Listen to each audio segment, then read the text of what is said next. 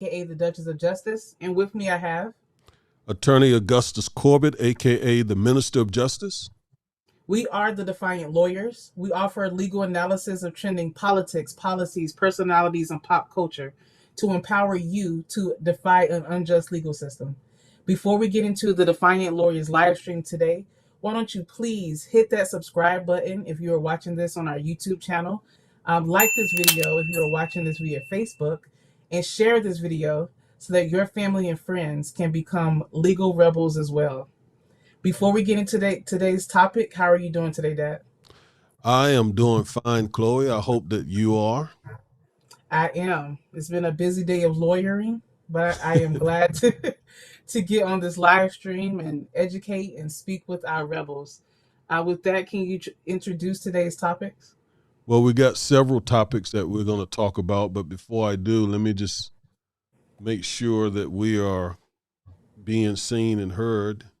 I haven't gotten a notification yet, but I believe I hope we. you are. Yeah, but I see the wrong title. Mm. Wow. Sorry about that.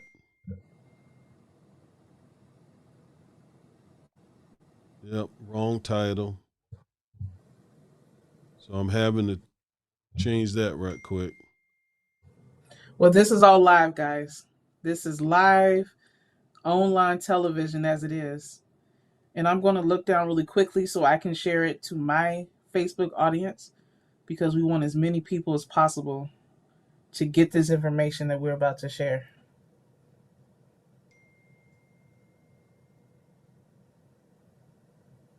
All right, so I just updated the title, Good. so we're ready. Welcome, Just everyone. all right, very good. So we're ready to go. We are. So you So, you what are asked we talking about today? so a couple of things, Chloe. And we're gonna try and do it in 20, 30 minutes, but it's a lot. So I can't get long winded on anything, basically. And we're lawyers, so you know we like to talk, but we're going to try to That's keep it right. short and sweet for everybody. That's right. That's right. That's right. So, but let me just quickly say, first of all, thank you for being here tonight. It's a pleasure. It is a pleasure to have this conversation and to have this platform with you. And it's an honor as well. No, I am the one who is honored to have my daughter here with me tonight. So, all right. So, enough of the pleasantries. Let's get into the law. Yes. All right. So, first of all, Alec Baldwin. We did a video on Alec Baldwin's situation. You can find it on YouTube. But we did just want to update a little bit. A lot of facts have come out since we did that video. And there's just one or two things I want to say very quickly. They are, one, first and foremost, I'm an old country boy. Okay, I'm from the country. I grew up around guns. And there are just some basic fundamental rules about guns that you learn growing up where I came from. And probably the most important rule is you assume that all guns are loaded. You just make that basic assumption.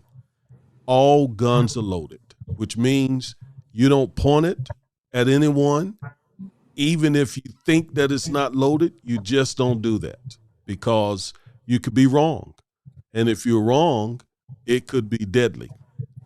Now, from it's being reported that an assistant director there handed him the gun and sort of assured him that the gun was empty and that it was not there were no bullets in it. And the news companies are reporting that he basically pointed the gun and fired it, and it hit and killed someone and injured someone else. Well, I don't know if all that's true. We don't know. This is all alleged. But again, I want to drive home the point. Always assume that guns are loaded. Just make that assumption. Therefore, don't point it at anyone unless you intend to use it, and don't put your finger on the trigger, assuming that it is not loaded. Those are just basic, fundamental gun laws that you learn, as I did growing up around a bunch of guns all the time. And you taught us that as well. That's We right. grew up in a home, my brother and I, where there were several guns in the house. And from an early age, you taught us proper gun safety, how to handle a gun, to assume that the gun is loaded, but to not to be scared of the gun either.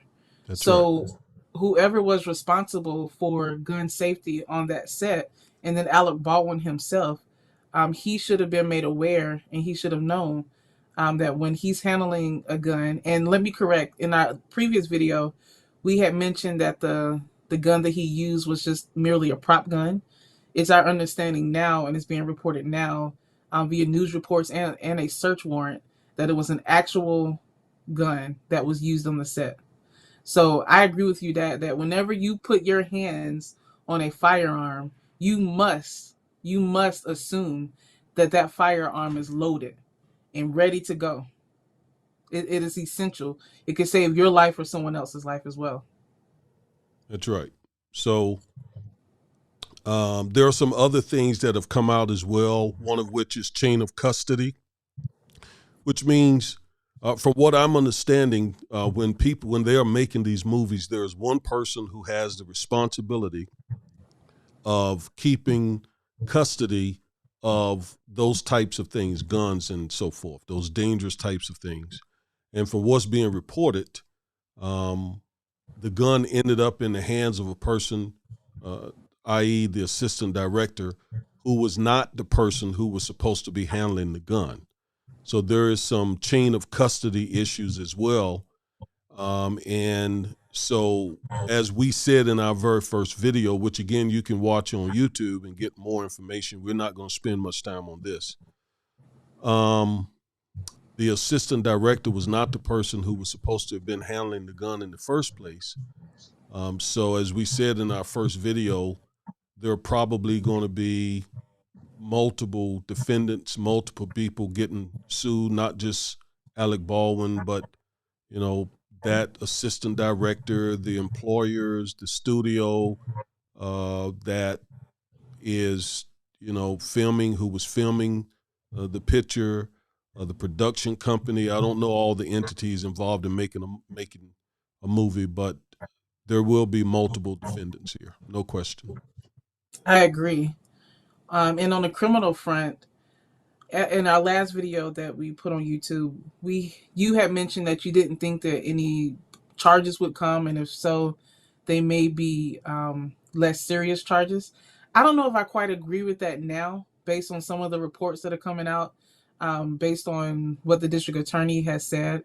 Now, the district attorney has said that their office is doing a preliminary investigation, so they are very, very at the very beginning of their investigation. But we have to keep in mind two things when it comes to prosecutors and district attorneys. One, they're elected positions, so they are beholden to the constituents in their county. And two, what the victim says weighs heavily on whether or not a prosecutor or the district attorney decides to prosecute a person. So this woman's family, her husband, other family members, their opinion on what happened and their view on it will weigh heavily on whether or not the district attorney decides to prosecute Alec Baldwin for any criminal charges, as well as what the district attorney's constituents in that county is saying too. So we need to keep kind of abreast of if the deceased woman's husband makes any statements, kind of what tone they're taking, what tone the family is taking, as well as whether any local people to that county come out as well, because that could weigh heavily on whether or not the district attorney decides to pursue charges against Alec. Well, I did say, and I still stand by the fact that I don't think that they would file charges against Alec in this case or anyone else. But after I made that statement and started seeing some of the things that were coming out, I wanted to back up somewhat on that because, the negligence and even recklessness just increased as I heard more and more of the alleged facts. But I still think that without more, based on all that we've heard, I think I'm gonna still stand with I doubt that this ends up with any criminal charges. You made some very good points about how politics and certainly the feelings of the decedent's husband, all of those things the prosecutors will take in consideration. But I guess until I hear more, I guess we'll just have to disagree on this one. Yeah, well, that's what we're there for as attorneys. Um, I tend to agree with you. I'm just a little bit skeptical. I think if there's a lot of public pressure for Alec Baldwin to be charged, that the district attorney, being an elected official, might decide to press charges. So I'm going to keep up with this story. And in our community tab on our YouTube page and on our status updates on our Facebook page, we will continue to keep all of our Rebel community updated with our legal analysis regarding Alec Baldwin's situation too. The political part of this, we do know that Alec Baldwin made a bunch of Saturday night appearances mocking Trump. Mm-hmm. So if there are some Trump loyalists who are in the decision making here, uh, he really may end up facing some charges Yeah. if it's those kinds of folks who are making the decision. But anyway, let's move on and talk about Biden's vaccine mandate. Okay, and let me just say some things about that. I don't want to spend a lot of time on it because I want to get to something else. But I have been asked several times, do I believe those mandates are legal? And, with the law, a lot of it depends, you know. His vaccine mandate as it relates to federal employees, federal contract workers or federal contractors, or let me see, Military. military, healthcare workers, anyone who's getting money from the federal government, basically. Certainly anyone who works for the federal government, but even people who get funding from the federal government could also be would have to comply with this mandate. Now, it's going to be challenged, and it's already being challenged in court. But I think that courts will likely uphold what he's doing with the mandate. On the other hand, he also, though, applied the mandate, I believe, through an executive order. I think it was an executive order to private employers that had over 100 employees, and he's using the Occupational Safety and Hazard Administration, OSHA, to enforce that particular part of the mandate. And I've had some dealings with OSHA in my practice before we hooked up, and I don't know. The more conservative the judges and courts are, the more they dislike OSHA. I mean, I Mm-hmm. think a lot of them feel like OSHA tends to overreach. I don't feel that way because the couple of cases that I had involving OSHA, workplace injuries, I was very grateful for OSHA stepping in and forcing the company to take safety measures to protect their employees. In many cases, the employees are minorities, they're black, they're Hispanic, and if the companies are not forced to spend money to make the workplace safe, they won't do it.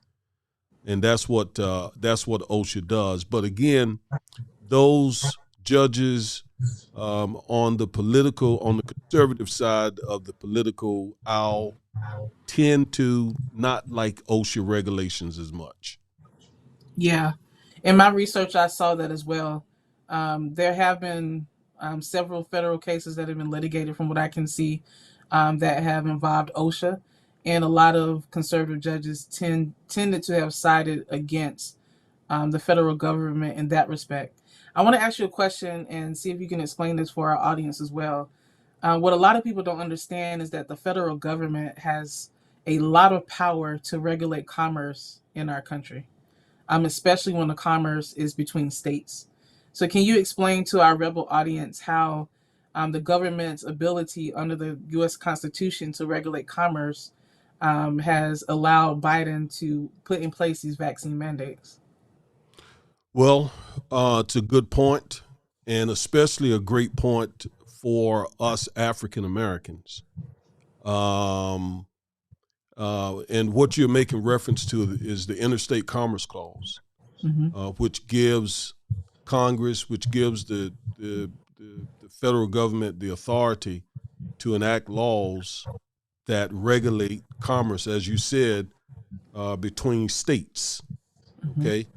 Our Constitution is written in such a way that it tries to limit federal power and federal overreach, and it preserves all the if powers are not enumerated in the U.S. Constitution, those powers are reserved for the states.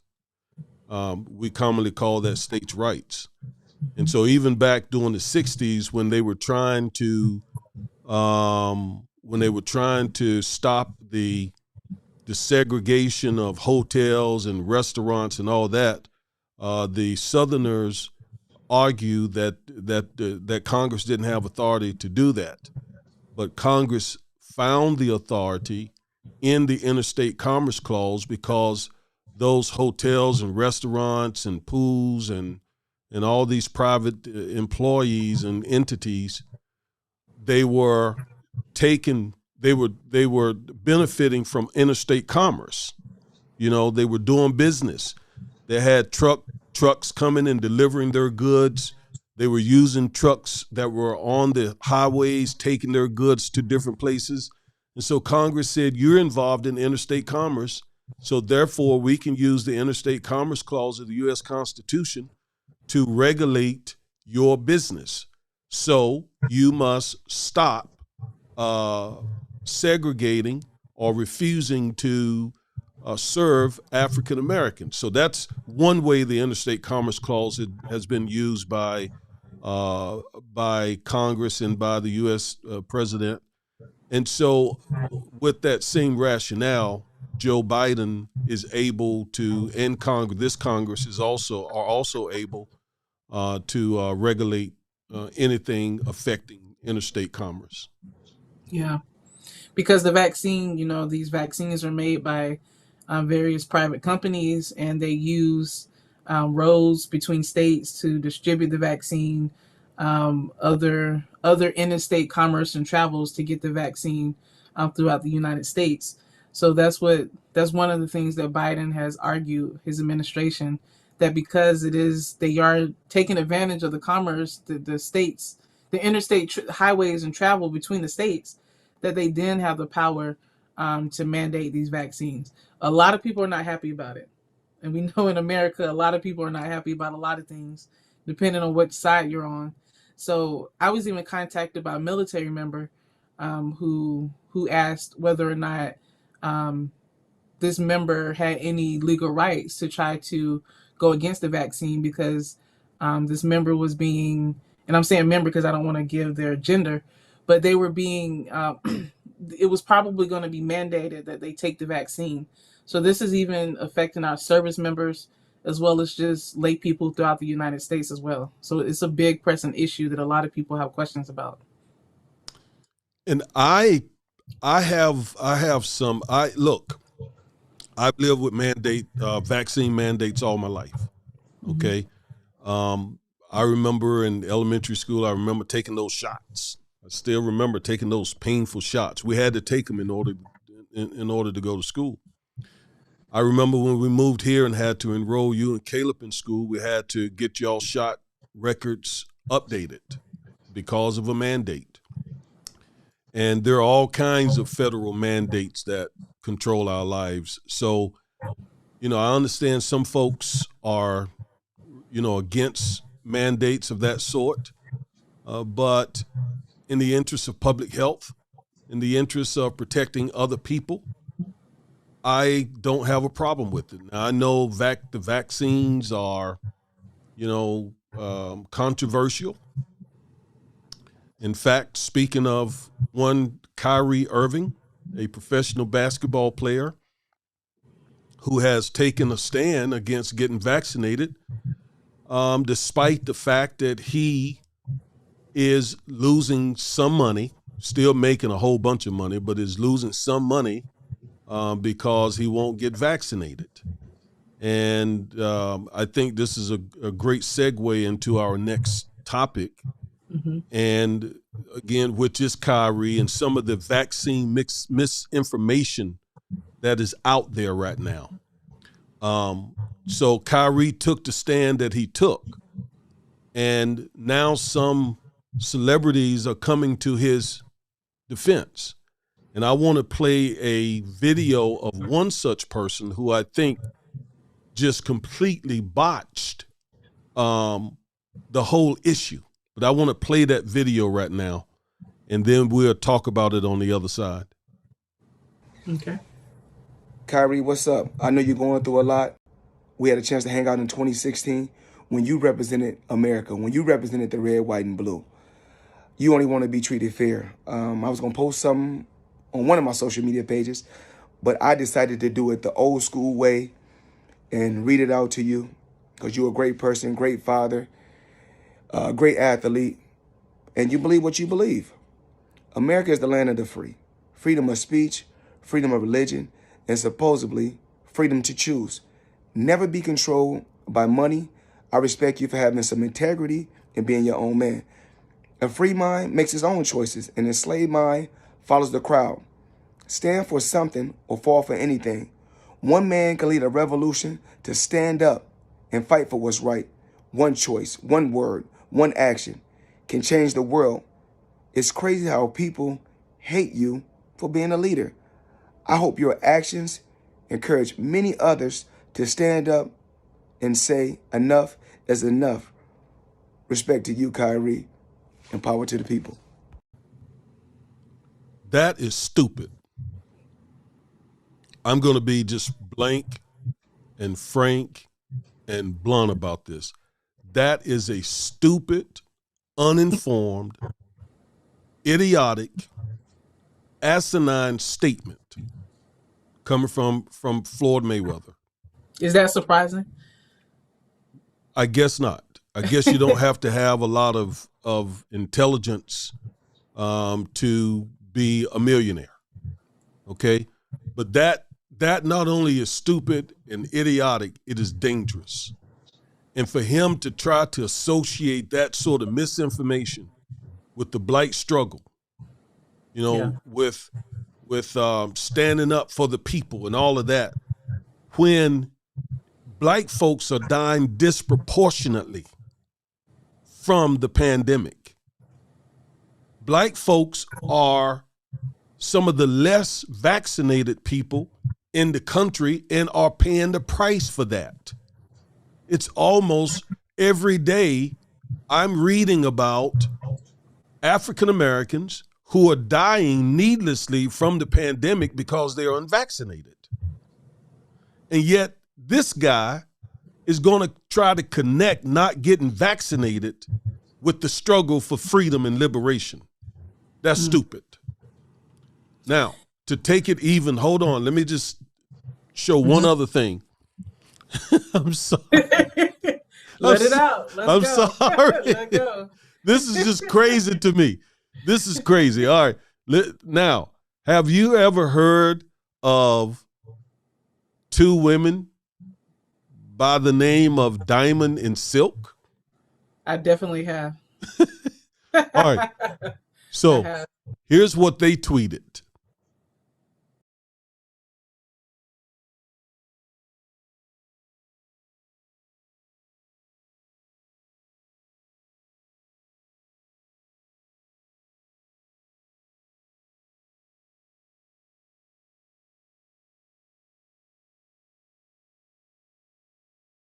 So now, if you get vaccinated, you're not a masculine man.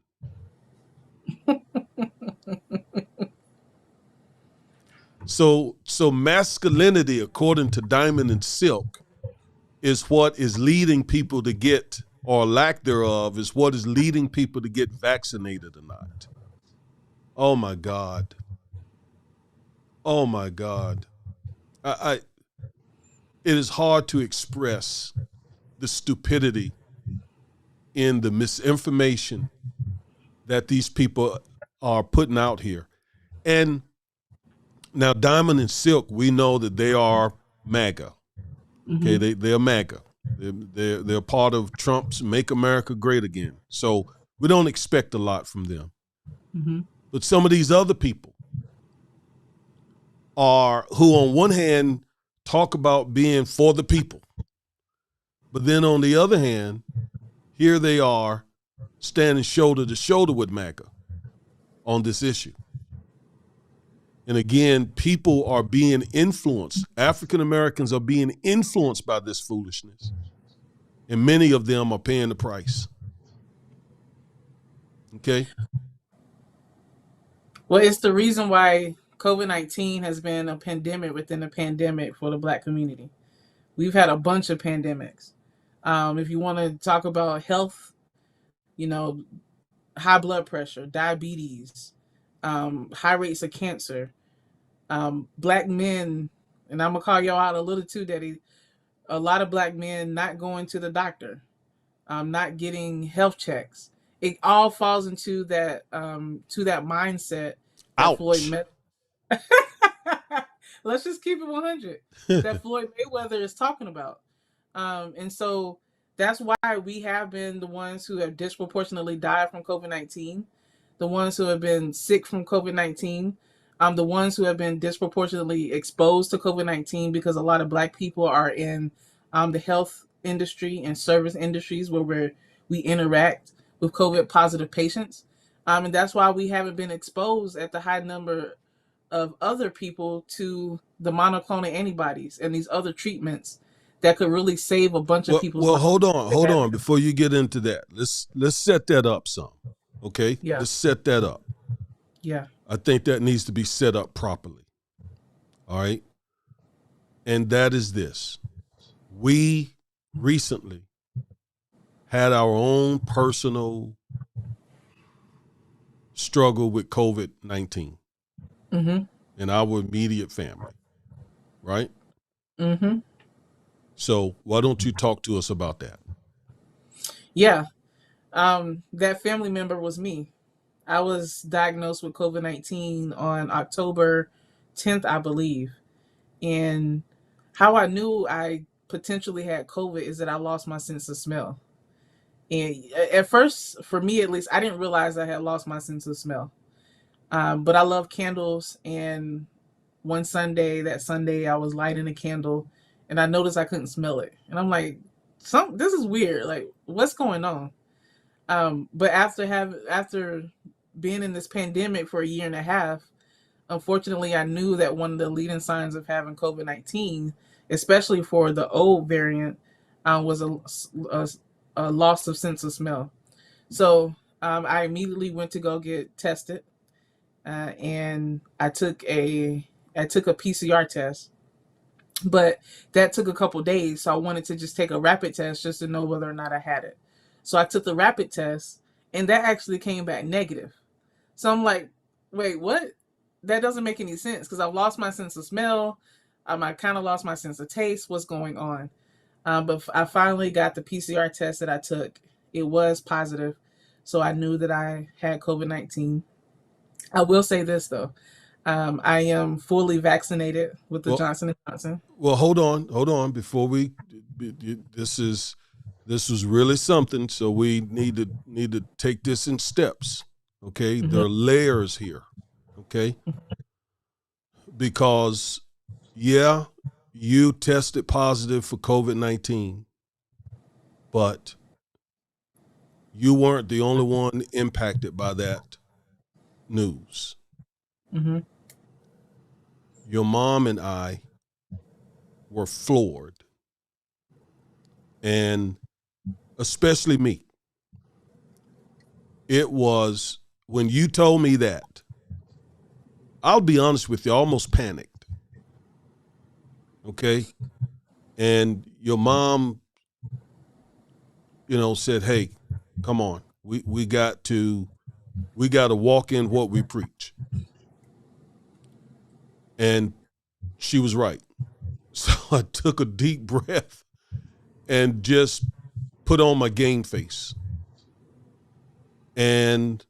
But at the same time, while I'm walking in faith that God would see you through this, at the same time, I became very insistent on some things being done. Right? Mm-hmm. All right, let's talk about that now. I just want to set that up because you got that news, but man, it really, really, really, for your parents, it was something. That was something. Yeah.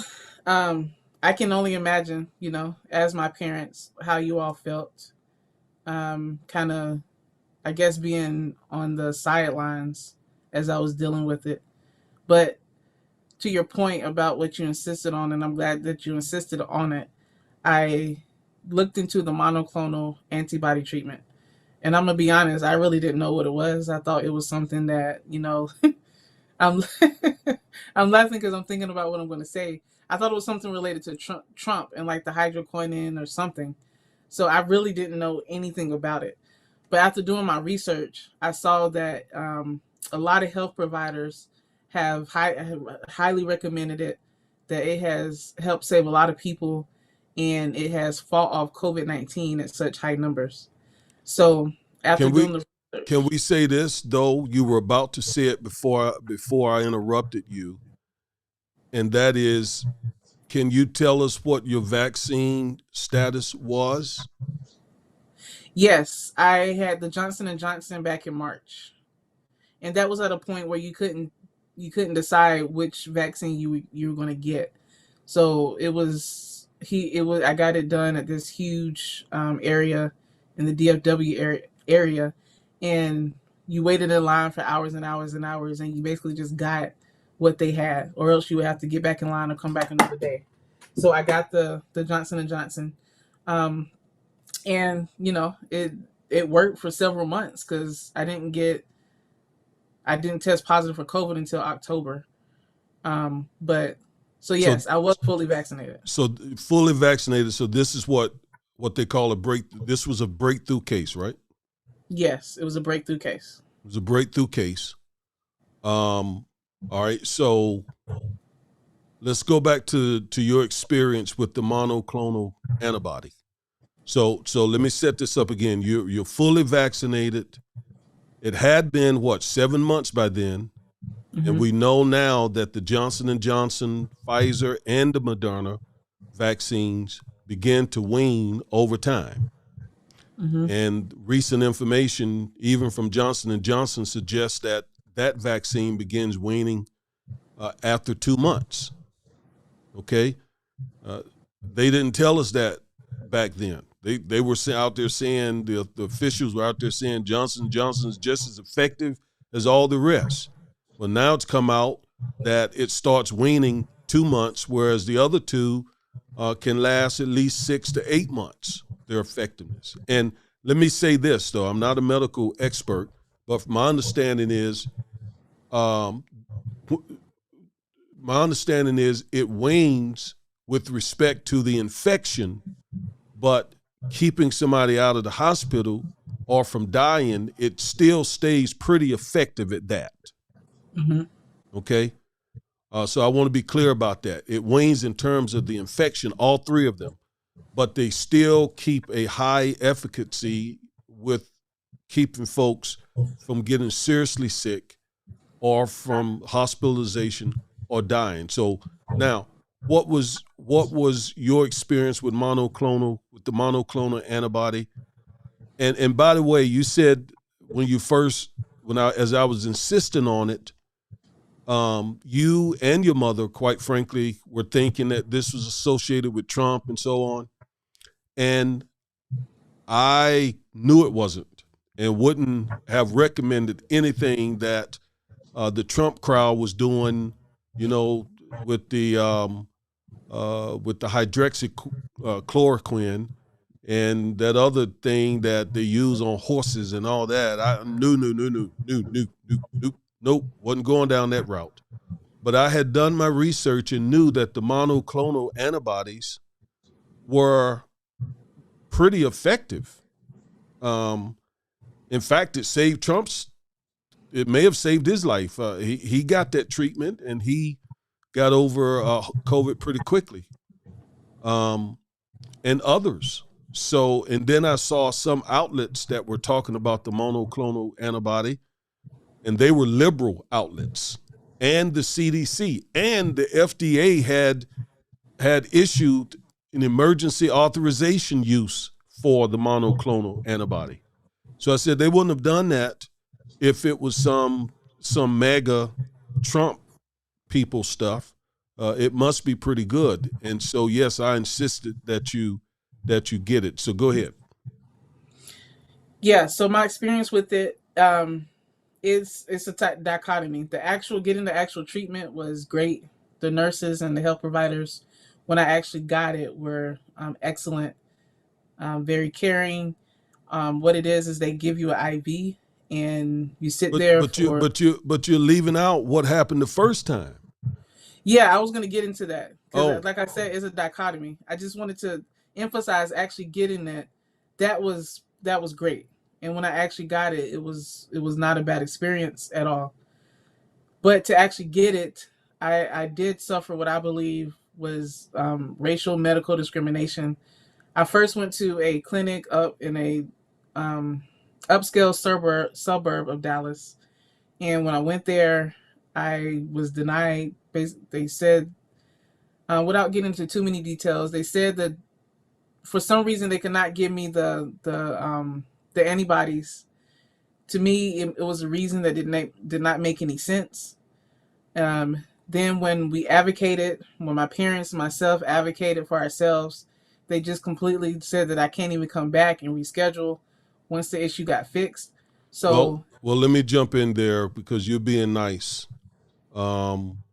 You call it advocating, and that's what I was doing. And we're talking about me. I'm the one who spoke with them.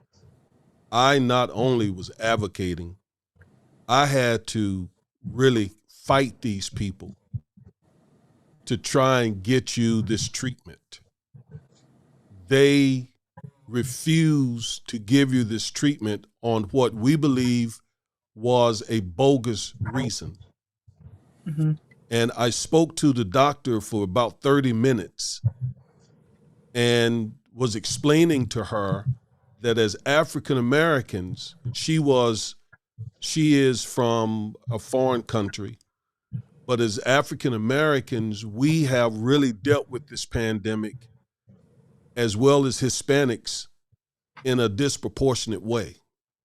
And my attitude was, you are not going to cause my daughter to not get a treatment that the government is paying for, that she would potentially benefit from, possibly because we're up here in this upscale area. And by the way, let's be specific about that. You only went up there. We don't live up there. We live in another suburb of Dallas, but you only went up there because in this area there were only 2 facilities, and the doctor who referred you said, "Hey, that's the one that we deal with." Mm-hmm. Otherwise, you would have went to the one in Fort. We didn't care where you got it from. In other words. Mm-hmm. So yeah, we had to, and I want to stress that, Chloe, because some of the people who are listening to this may say, "Hey, I know someone who could benefit from that monoclonal antibody." Well, first we want you to know it's not a mega thing. It's not a Trump thing. This is FDA approved. This is also approved by the NIH, and it does save people's lives, but few folks know about it. And I'm telling you that if you're African American, you may need to fight to get it, though. You may need to fight for your loved one to get this. Yeah. All right? All right, go ahead. And I know I want to address the unanswered thoughts of some viewers or people who watch this live stream. Well, how do you know it was race that you didn't get it? Y'all always play the race no, card. I didn't say that. I didn't say it was race. Oh, I said it was race. I said I think it was racial discrimination. Oh, okay. Because I was the only black female in the clinic. Everyone else were older and were white. The reason that they gave me for why they denied me did not make sense. And when I went to the other facility to get it, it was the same reason, but they still gave me the monoclonal antibodies. And then when you were explaining to the doctor how black people, how we have to advocate for ourselves and fight for ourselves in the medical community, she automatically went, well, you're calling me racist. That's right. So in my mind, that tells me what you're already thinking, or that was already in your mind when you were treating me. And then to completely deny me, knowing that these antibodies could potentially save my life, that tells me that based on who I was surrounded by, the way the doctor interacted with me, and the reason why they denied me treatment, that this was because of my race and probably my age as well. And so I just know people are thinking that because whenever you bring up race or say that you feel like you were treated differently because of your race, there's going to be a certain segment of people who think, okay, this person is always bringing up the race card, or everything is not about race. In the medical community, a lot of times it is, unfortunately. Absolutely. And in fact, I remember this African-American doctor, female doctor in the Chicago area, who died from COVID.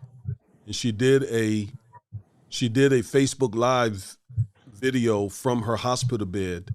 And she basically said they were denying her treatment, the type of treatment that could save her life. And she said it was because she was African-American. She died a few days later. This was a physician, a black female physician, a doctor, a medical doctor.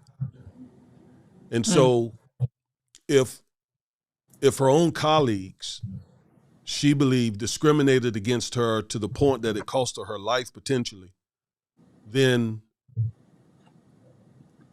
the rest of us don't stand a chance. But I was determined to fight for you. Yeah. I was determined to fight for you. Yep. Okay. And there's all these stats that come out.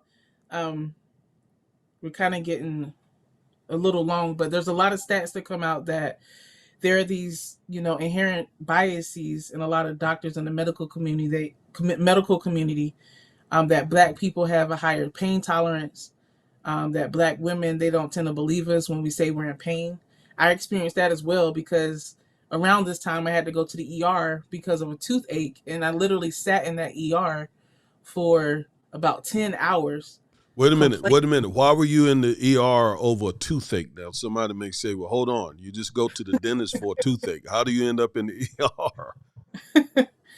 It's a long story, but I went to the dentist to get a teeth extraction, to get surgery. I mean, yeah, your wisdom tooth, right? Yeah, my wisdom tooth. I mean, you had to basically get oral surgery. Yes. And that's how you ended up in the ER. Yes. But while I was in there, I felt like my pain was not taken as seriously. My knees were not taken as seriously. And it wasn't until the next morning when we were still there at 2-3 o'clock in the morning. And, I had to say, I had to tell them I'm a lawyer and I understand how these laws work. So I need to get treatment and I need to get it now. So that finally changed things. So my point is, as African Americans and minorities, we do have to fight for ourselves when it comes to our health, when it comes to getting treatment that we need. And we just want to make sure that everyone is aware of this treatment. And it's important to know that if you get diagnosed with COVID-19, you have to get this treatment very soon after you get diagnosed. That's right. Because it's not effective after a certain number of days. That's right. So look into it almost immediately after you're COVID-19 positive. Excellent point. The sooner the better. And by God's grace, we were able to get you, because the very same day you went to another facility, shout out to Baylor Hospital. Yes. Who were very, very gracious, and they gave you the monoclonal antibody without any issue whatsoever. The None. same day. Same day. And the nurses, they wanted me to they said, tell your friends and family, look into and get this treatment. It can save lives. They begged me and pleaded with me to do that. So Please we say shared. that again, Chloe. The nurses, they literally begged me to tell my family and friends about this treatment, and they said that it could save lives, and they really want people to get this treatment and for their lives to be saved. That's why we're doing this video. That is the exact reason why we're doing this video. So, did you experience severe infection, pneumonia, and all that? By the grace of God, I didn't. By the grace of God and the vaccine and the antibodies, all three of those combined, I did not experience serious infection. I didn't have any respiratory issues, no coughing. It was really just my loss of smell. So I think the combination of these antibodies, being vaccinated, and of course Christ, that is why I didn't experience what unfortunately a lot of people experience when they become COVID-19 positive. Amen. Yes, we completely we talked that through. Faith in God, number one, the vaccination, number two, and the monoclonal antibody, number three. Yes. And wow, it's emotional talking about it. That was a trying 2 or 3 weeks for us. And so you went, what, within a week? And within a week you had tested negative? Am I saying, is that right? Yeah. I think on the fifth or sixth day, I had tested negative. And one of the nurses had explained, she thinks that these antibodies will really kick COVID-19 out. And it did. It did. And the process, all it is the IV, and they're shooting the antibodies in you. It takes about 20 to 30 minutes, and then they watch you for about an hour after, and then you're free to go. And I didn't have any side effects, symptoms, or anything. Now, let me ask you one last question before we end this, and this is a very purposeful question. Do you intend to get the booster vaccination? Yes, I am. The booster shot? Yes. As soon as I can, I have to wait 30 days after getting the antibody treatment. That's what my nurse recommended to me. I will be getting the booster shot. I think it just makes sense. I think all the extra protection I can get makes sense. And I want to have as much protection as I can against this virus. So you tested negative when? What date? I think the 15th, October Okay. 15th. All right. So, and you quarantine for those 10 days and all that, right? Quarantine for the 10 days. Quarantine, make sure I didn't infect anyone else. So it was an experience. I mean, even just quarantining, just mentally, can be challenging, even if your symptoms are not that bad, but the mental toll that it takes to quarantine can be a lot as well. And And just by this pandemic in general. and by God's grace, you didn't infect Caleb. I did not.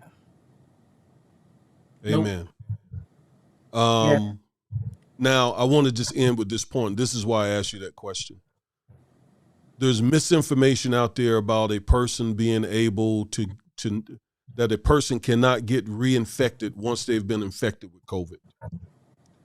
We know that's not true. We know of examples of people who were positive for COVID and then were reinfected. And one person who comes to mind is, I don't know if you're familiar with Sophia Nelson. She's actually a Republican African American woman, and she was infected with COVID twice. Okay, and so here's what you do have natural immunity now, but the experts say that can begin to wane, and the monoclonal antibodies, they wane too over time. So that's the reason why you've decided to get the booster shot when you can, right? Yeah. Yes. Yes, because I don't want to be reinfected and potentially have worse symptoms than what I had when I got infected the first time. And I really just want to offer words of encouragement to everyone because this pandemic has been a challenge for me personally. And I'm sure it has been for a lot of people watching us. Not being able to spend as much time with family and friends, having to socially distance. I was 29, I think, when the pandemic started. I'm 31 now. These are, I kind of feel like my golden years in my 20s and 30s, and I'm having to stay in the house mostly. But we will get through this, and I just want to encourage everyone as we continue as a nation in the world fight COVID-19. So this is the reason why I reacted so strongly to the foolishness and the misinformation that's coming from people like Floyd Mayweather, Diamond and Silk, and many, many, many others. My family dealt with this. And by the grace of God and the vaccine and the monoclonal antibody, it wasn't as bad as it could have been. And we're forever grateful to the Lord for that. Yes. So we encourage everyone to get vaccinated. Get vaccinated, folks, and get the booster shot. Hundreds of millions of people have been vaccinated around the world, hundreds of millions. And there have been very, very few serious side effects. And the vaccines are working in terms of keeping people out of the hospital from serious infection and death. There are always some small exceptions. There are breakthrough cases, but very few in comparison. And that's what I look at. I have a degree in chemistry. I did research chemistry. I look at the data and the facts. The facts don't supersede my faith, but when it's not a faith fight that we're talking about, I'm going to look to the data. That's why God gave me common sense to look at the data. And the data just says that the vaccine is not dangerous per se, and it is very helpful. And we have 100 years of vaccinations for all kinds of things to prove that. So I strongly suggest that you get vaccinated. God forbid if you get infected, try very early to get to a facility and get that monoclonal antibody. As soon as you get the positive result, schedule an appointment. It's free. The government will pay for it. Okay? Mm-hmm. All right. So that's what we wanted to share tonight. Chloe, thank you for sharing your story. We are private people, and that's private information, but we felt we needed to set aside our privacy and discomfort and talking about our family medical issue to try and warn people and give people information and try to fight some of this misinformation. So Yeah, do your research. Do your research. Look into it. Please get vaccinated. And when you do your research, do it with credible sources, not Right. not YouTube videos from Alex Jones and Right. all of that kind of stuff. Yeah, let's distinguish that. Look at some credible, legit sources now. Amen. Don't get into the dark web to get your information. That's But please do credible research. Get vaccinated if you can. Get this monoclonal antibody treatment if you qualify and test positive, and please spread the word as well so we can get this out there. All right. Thank you again. And that is going to conclude this live. Y'all be blessed. Don't forget to comment, to like, subscribe. We will be coming back with a lot of videos, a lot of interesting legal analysis on trending politics, policy, personalities, and pop culture. So let's get it. Amen. That said, God bless y'all. Bye-bye.